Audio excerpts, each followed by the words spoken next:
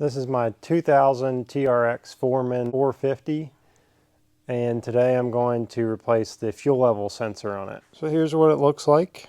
Kind of dirty. There's a couple things that I'm going to fix on it, one being the seat. This is the fuel gauge that I'm going to fix today.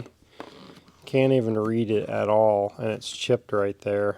Take that off. First thing I'm going to do, well, you can see there's bolts there, and that's not connected anymore.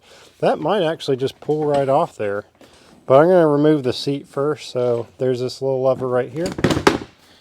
Pull the seat off. Then this should come off.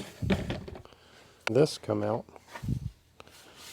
These little panels right here are tucked in to this piece, so alright, I might need a second. It has these little hooks here, so it just slides back. I had a hard time getting that one off, so ended up just pulling the whole piece off. There's several pieces of hardware missing already, so no big deal. And it just simply unbolts right here and comes out, and then we put the new one in. And before we do that, I'm going to clean all this stuff off. That way we don't have to worry about it getting in the fuel tank. I pulled out the gauge. Half of it's gone. Probably more than half. You can see some dirt in there. Dirt and debris, garbage. So we're going to try to clean all that out. Curious what happened to all that metal that was in there, or part of the gauge. I guess it just broke into pieces. We'll see if any of that stuff comes out of there. We're just going to go ahead and clean the fuel tank while we're at it. All that was needed to take the fuel tank off, you had 2 screws that were up here, and then there was 2 belts that held it down on the sides. Now underneath it, you have this little reserve switch, so we might need to unbolt that or something. And I think that might be it. Yeah, I'm pretty sure that's all that's holding it. It's best to just go ahead and take everything apart. So right here is our fuel feed here, and there's a little filter that goes in there. This was actually pretty clean. It's good to clean around that little O-ring and clean the filter, and then I cleaned the whole tank. I pressure washed it, and then I aired it out real good and took a cloth on the inside.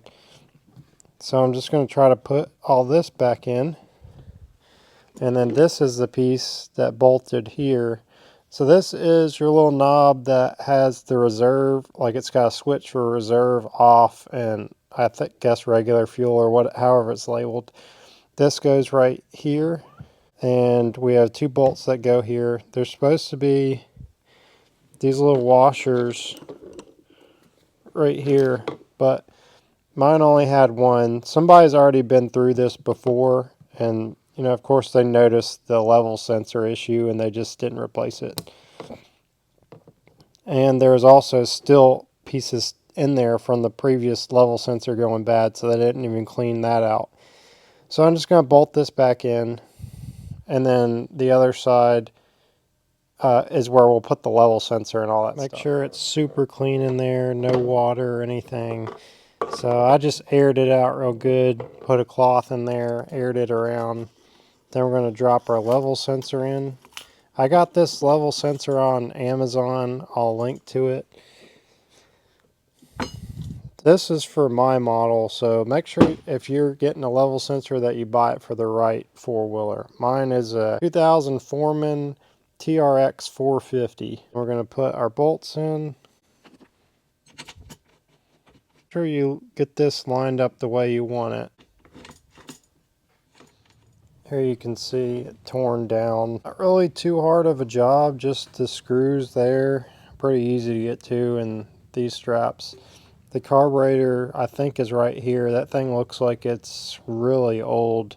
I need to just go ahead and check that air filter while I'm down here. And this is your air intake on this. That's the valve cover gasket. The cylinder head is underneath that. Then the piston and all that stuff. I'm going to get this mounted back on here. Let's see if we can get it to start. And before I took this apart, this clamp right here was not even on the hose where it connects to the fuel tank. So I'm going to put that on there. This is the reason why the panel wouldn't come off, that little screw. This one was already broken and I didn't know that. That's why that one came off pretty easy. Now I'm just going to put this back on, then I'll check the air filter, and then we need to fuel it up. Also, this rubber thing was in pretty bad shape, so it's basically just broken. I guess I'll just sit there or something. Our fuel gauge is looking good.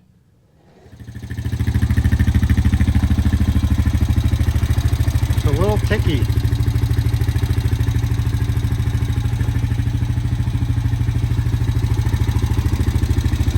Gauge is working great. Plastics aren't really aligned.